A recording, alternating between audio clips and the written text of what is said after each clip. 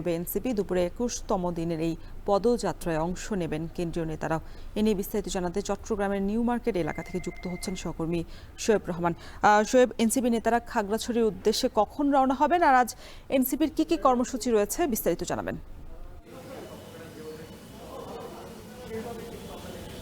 রওশন, আর কিছুক্ষণের মধ্যেই চট্টগ্রাম থেকে খাগড়াছড়ির উদ্দেশ্যে রওনা করবেন কেন্দ্রীয় নেতৃবৃন্দ এনসিপির। এবং আজ খাগড়াছড়ি পার্বত্য জেলাতে পদযাত্রার মধ্য দিয়ে চট্টগ্রাম অঞ্চলের যে পদযাত্রা সেটি শেষ হচ্ছে আজ ২১তম দিনে এসে।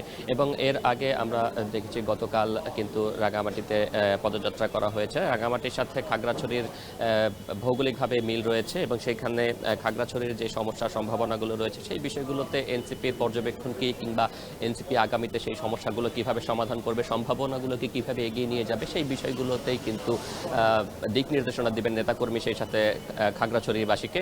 সেই প্রস্তুতি এই মুহূর্তে চলছে। আমরা দেখতে পাচ্ছি যে এনসিপির নেতৃবৃন্দ ধীরে ধীরে হোটেল কক্ষ থেকে তারা বেরিয়ে আসছেন, তারা গাড়িগুলোতে উঠছেন এবং কিছুক্ষণ পরেই হয়তো তাদের যে বহর, সেই বহরটি কিন্তু খাগড়াছড়ির উদ্দেশ্যে রওনা হবে। এবং এর মধ্য দিয়ে আজকে ২১তম দিনে এসে চট্টগ্রাম অঞ্চলের যেই পদযাত্রা, সেই পদযাত্রাটি শেষ হবে। এবং খাগড়াছড়িতে আমরা যতটুকু জানতে পেরেছি চেঙ্গি স্কোয়ার থেকে মূলত পদযাত্রাটি শুরু হবে এবং চেঙ্গি স্কোয়ার থেকে পদযাত্রাটি শুরু হয়ে খাগড়াছড়ি সদর বাজার এবং আদালত চত্বর হয়ে শাপলা চত্বরে গিয়ে সেখানে কিন্তু পথসভার মাধ্যমে আজকের যে কার্যক্রম সেটি তারা শেষ করবেন। এবং সেখানে আজকের এই পদযাত্রা শেষ করে সেখান থেকে কিন্তু তারা ফেনীর উদ্দেশ্যে রওনা হবেন।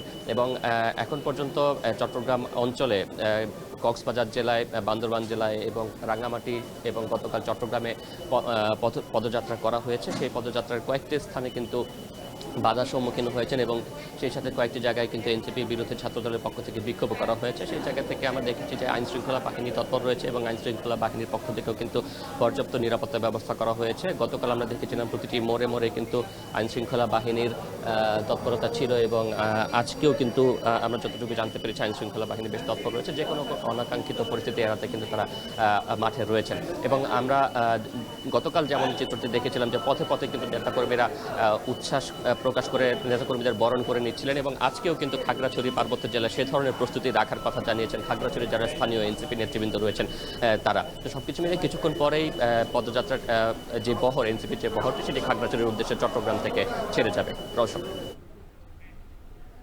এনসিপির পদযাত্রার সবশেষ খবর জানাতে চট্টগ্রাম থেকে যুক্ত ছিলেন সহকর্মী শোয়েব রহমান। খালি এবং রপ্তানি পণ্য